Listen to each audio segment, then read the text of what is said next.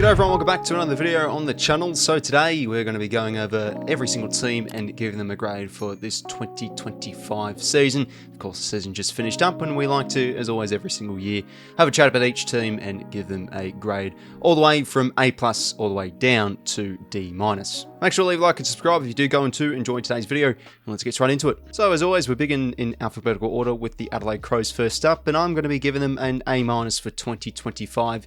Yes, they did go out in straight sets and a really disappointing final series they did partake in. However, from 15th last year all the way into the minor premiers this year, granted they did have a soft run, but that's what you get when you're a bottom four side from last year.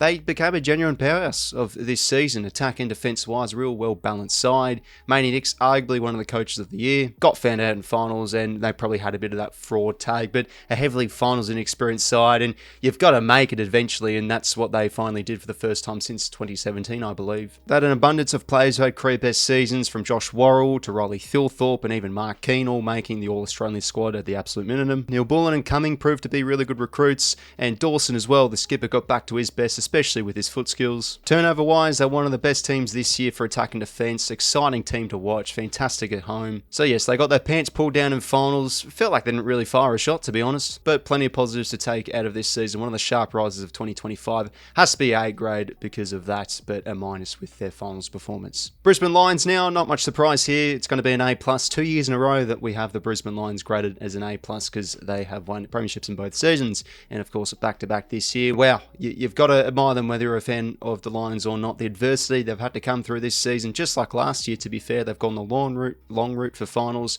and they've done it with a handful of key players out. 𝐓𝐿𝐴 Cohen pretty much out all year again. Jack Payne out for the back half of the year. Throughout the season, missed a bit of Lachie Neale. 𝐼𝐻𝐿𝐴 𝐿𝐴 as well for the back third of the season. Arguably the most talented team in the competition, Brisbane. We all know about their stars, but you've got to appreciate some of those young players that have played their role superbly well throughout the span of this year, especially come finals time. Logan Morris kicked over 50 goals this season as a key forward. Jasper Fletcher continues to impress. Levi Ashcroft, just like his brother, shows terrific skill in traffic. Can't forget about 𝘼𝐻𝐿𝐴 𝐼𝐻𝐿𝐴's quality rebound all year as well. So they've got an abundance of young players playing that part. Of course, blended with the stars as well. And with how they end off the season, they are in the end a really high chemistry outfit. Everybody playing their part well. Extremely talented, as we've said a few times. And yeah, it's hard to see. Probably not go for the three-peat. An absolute juggernaut displayed this season, the Brisbane Lions, an A+. For the Carlton Football Club now, I'm going to be giving their grade this season a flat old D. Disappointing. That's the perfect way to cap it off. D for disappointing for the Blues. It was evident throughout the year that when your top talent is injured and it's not playing its part, form issues, the next tier below really does struggle, and that is the rest of the list as well. And that has been the Blues the past few seasons. They've relied so much on those top 6 players of their list, but past that, the depth is a bit of a concern. And alongside the personnel problems I had throughout this season, a bit like Walsh out a little bit, and Mackay had his concussion issues, they just didn't play really attractive football whatsoever. They've always been known as a contested heavy side, and look, statistics-wise, they were in some good numbers in that area this season, but they really struggled to move the ball well and execute well enough inside 50. From a positive point of view, George Hewett arguably had a career best year. Looked like he was moving the best he has been the past few seasons. He had a few injury flares, of course, the past few years. Cooper Law was also another young player that impressed in a multitude of roles, whether it be half forward or a bit of time on the ball. And in the end, Nick Haynes didn't turn out to be that bad of a pickup as all. He had a pretty underrated back half of the season from an intercept point of view. Massive off-season coming up for the Blues, personnel and also system-wise with how they play, so I'm keen to see how they go, but this year, it's a year to forget. Blues a D. Next up, the Collingwood Magpies. I'm going to be giving their grade a B+ for this 2025 season. Started off like a house on fire. For most of the year, they were the benchmark of the competition, one of the best defences in the league across the span of the year.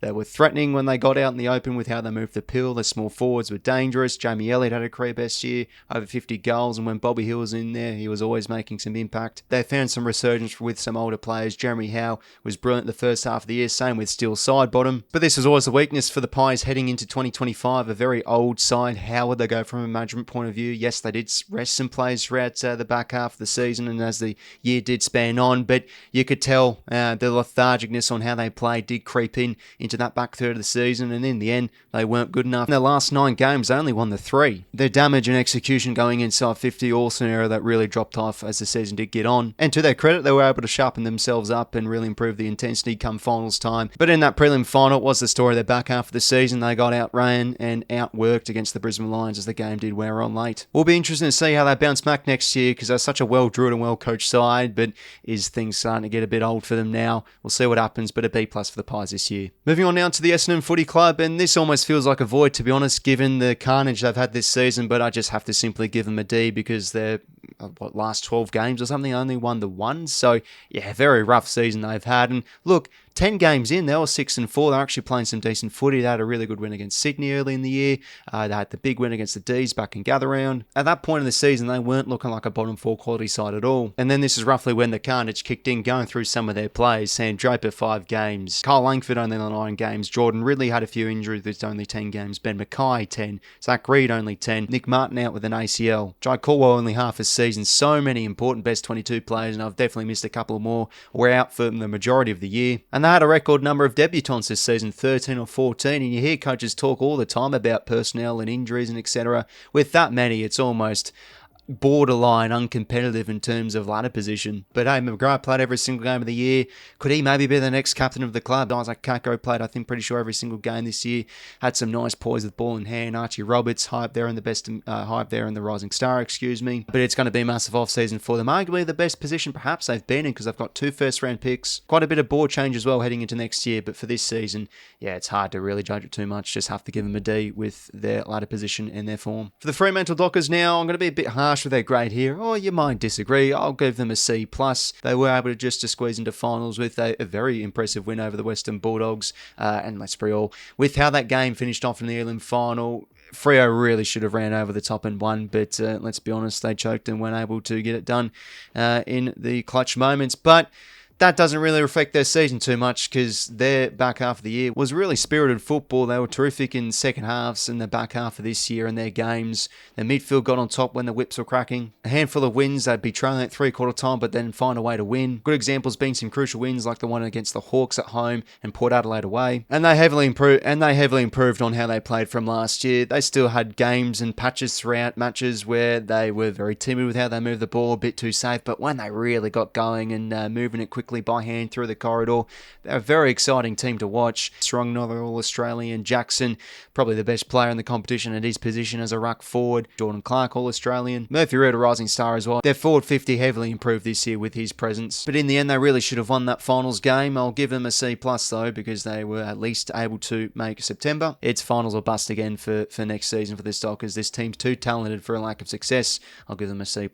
Next up, the Geelong Cats going to be giving their grade an A- for 2025. Has to be in the A category given they were the grand finalists and they didn't lose a game of footy for 2 months and basically were pretty much the best team in it, but got overran and overawed by that talented Brisbane outfit. Once again, though, classic old Geelong, really well drilled and a fantastic side to watch. Extremely well coached side where they get so much out of those role players that play their part well. That small 4 quartet was damaging all year long, pretty much. The recruiter Bailey Smith, one of the recruits of this season, yeah, he had a few hack kicks here and there and his disposal efficiency and his kicking let him down at times, but his running power, to pair that up alongside Max Holmes, really complemented Chris Scott's side. Jose Cameron with over 85 goals. Tom Atkins, almost I'd say career best year, to be honest. Tackling machine up there for tackles this season. Down back, Connor O'Sullivan took some really important strides in his development this year. Top 5 in the Rising Star. Looks like a 200 gamer at times out there when he wins those one-on-one contests. So from the Cats' point of view, disappointing to see them end off their season like that. A second half fade against the Brisbane Lions, but still one of the best teams in it this season. Going to be giving them an A-. Next team up, the Gold Coast Suns. Their best season they've had to date, and there's not really much else. I have to give them an A grade here when you look at their team expectations. They've never played finals football before, so not only did they make finals, but they had one of the all-time finals wins against Fremantle. Very underrated game. I've always disregarded this Gold Coast Suns side, but geez, they really came into this year and stamped their authority with how they played, implementing quite a bit of that Damien Hardwick style where they were able to lock the ball really well on the forward half. They'd move it with some pace. They moved the ball long and direct and fast, and their forwards got to work this season. Ben Long, All-Australian squad. Bailey Riley Humphrey, impressive breakout year. And the 1-2 punch of Ray Anderson, wow, was that fantastic this season. Both took their games to the next level. 𝐓𝐿 Miller revitalised himself in a new mid-forward role this year. Sam Collins, another solid season in his key defensive post. And of course, the recruits of Rioli and Noble really did pay dividends with their rebound game this season. That's an area the past few years they've struggled in, but they were able to become a lot more of a dangerous transition side this year. All in all, the best season the Suns have had to date, and it just has to be an A grade from my point of view. Really improved as a side in terms of maturity as well. So yeah, Gold Coast Suns, going to give them an A. Next team up, the GWS Giants. I'll be giving them a C+ grade here. Their best football was really good this year, but they just were a little bit inconsistent with the gap they had between their best and worst footy. They conceded an awful lot of inside 50s this year, and throughout the first half of the year, their midfield was really struggling. It did improve as the year did get on, as well as their main strength of transition from the back half. That was a little bit patchy early on. Sam Talon, another All-Australian. They missed Buckley in the back third of the season, to be honest. 𝐼𝐷𝐸, fantastic as well. And Finn Callaghan, easily a breakout season, always buzzing around the ground, whether he's back in defence helping out with a handball receive to kickstart the attack or streaming through inside 50 and being able to hit the scoreboard. Tom Green, high possession midfielder once again. Capman had a career best year and had some games when you think, wow, this guy can play. They missed out on a bit of Jesse Hogan's continuity, I guess you can say, with some injury woes, and his goal kicking was a little bit inaccurate throughout games. But as a footy side in general, were not at the level this season to contend. Best way to describe them, I feel, is they were a bit of a bits and places side throughout this season. There would be areas where they were really strong at, but some other areas like a contested game or conceding a barrage of inside 50s would really let them down. Let's remember they had a handful of injury woes, like we said. Jack Buckley and Brent Daniels, All-Australian squad last year, missed out on the majority of the year. Adam Kingsley's made finals with this group every single year, so it's hard to see him miss out next year. They punch above their weight, this Giants side, but a disappointing end to the season, and just not consistent enough in their good games. So C+ for the Giants, still made finals. Next team up, I'm going with Hawthorn here. I'll be giving their grade a B+ for 2025. Their final series, it exceeded a lot of people's expectations alongside mine. I felt maybe they'd be able to sneak past week 1, but 2 impressive wins they had in finals. 𝐼𝐿𝐴𝐿 went to the next level, and they finished off the year arguably getting better each and every week. Their team cohesion and their chemistry improved as the year went on, and their defence turned out to be one of the best in the AFL, especially when the whips were cracking in September. Aided with the acquisitions of Tom Barrass and Josh Battle. Scrimshaw intercepting shrewdly. Sicily improved in the back half of the year. Same up forward too, with the likes of course, Dylan Moore. Nick Watson continued to be dangerous throughout patches of games. Ginnivan impacted up the ground, and it's hard to look past, of course, Jack Gunston. So at other arcs at the end, the Hawks were playing some good football in those areas, but in the end, their midfield was a bit of a letdown, and look, they only had Will Day play 6 games this season, arguably their most important players. So they did bat deep in that area, to be fair, to still win 2 finals. However, they did possess one of the worst records versus the top 8 and also interstate as well. The prelim final perfectly summed up their season, to be honest. They were a competitive side. They were very gallant and played some good footy against those top 8 sides, but just weren't at that level and didn't have that cutting edge in key moments to get the job done and go all the way. Most likely going to get Zach Merritt in though, and Will Day potentially fully fit next year. Exciting times at Hawthorn, I feel. It was an impressive year to watch. Next team up, the Melbourne Demons. Have to give them a D grade here. It was a bit of a mess for them this season and a year to write off. Goodwin got sacked. Stephen King now appointed as the coach, and no doubt he's going to be one of the key figures to try and rejig this Melbourne outfit, because to be fair, when Simon Goodwin did depart the club, it felt like the shackles were released almost, and they were playing this expansive, free-flowing, ball-moving game. Really brought it up to the doggies and the pies in the last few of those games they had of this season. But it was a mess right from the get-go for the D's. They started off 0-5 or 0-6, I'm pretty sure. Struggled to move the ball with much efficiency. To be fair, they had a bit of a dead cat bounce in a retrospective view now, with a few good wins they had against the Lions and also the Swans, but weren't able to maintain that form in the back half of the year. So quite simply,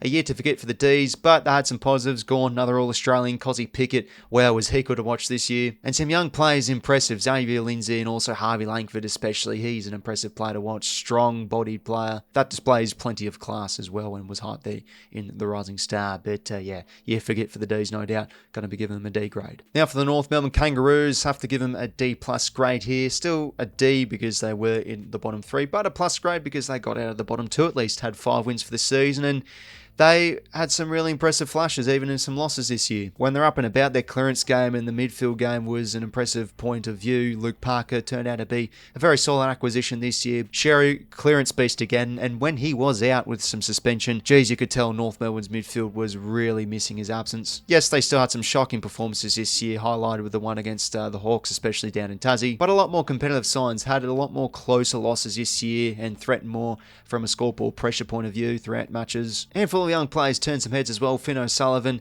I'd say, improved his confidence out there as the year did get on. 𝐼𝐿𝐼𝐻𝐿 move to halfback was a good one. Sheezel was expected a solid year, very consistent. Big question for North, can they get out of the bottom four next year? But I tell you what, their best football was a lot more evident this season, unlike last year, and a lot more common. So yeah, D+ grade here for the Kangas. Next team up, Port Adelaide. It's another side with a year to forget, going to be giving them a D grade here. And to be fair, they were absolutely battered with injury in the back half of the year, but their season looked like it was over anyway before some of those key injuries really did hit, like 𝐼𝐻𝐿𝐼𝐻𝐿𝐼𝐻𝐿𝐼𝐻. Zach Butters missed a chunk of the opening season, which put them on the back foot early on, but he came back in and looked at his best. Rosie's moved back to his natural position of halfback as a junior was a shrewd one. Horn Francis, when he was out there, geez, he was impactful to watch, but only 15 games. Another player who was, stitched up a bit with injury. A side that really struggled with consistency this year, and part of that, of course, is injury, but there were some games when they were smacked in the midfield, getting belted in the contested footy. And when you're a side that's making constant top four like they were the past few seasons, you lose a bit of that hunger. You could definitely tell that was the case with Port Adelaide, mentally checking out of games. Geez, had a lot of 10+ goal losses this year. Last season for 𝐸𝐿𝐼𝐻𝐿 as well, the second half of the year felt like such a waste almost. No doubt they mean business though heading into next year with Josh Carr at the helm. They've delisted a handful of players, and I was actually going to say Hugh Jackson had some impressive moments this year. He was one that got delisted. But Port Adelaide still possess a very strong core, and with Miles Bergman staying at the club as well, potentially they could be a rise for this side. Still going to be giving them a D grade though with how they were checking out of games. Next team up, the Richmond Tigers. I'll be giving their grade for 2025 a D+. Certainly a plus because they started off the season almost like a house on fire, to be honest. This was a team predicted by many not to win a single game for the year, and they kicked off in good fashion with a win over their big rivals, of course, of the Blues. Still has to be in the D range though, because eventually they did have those expected big losses against some good quality sides, to be fair, and capped off with a disappointing end to the year, especially that loss against North Melbourne.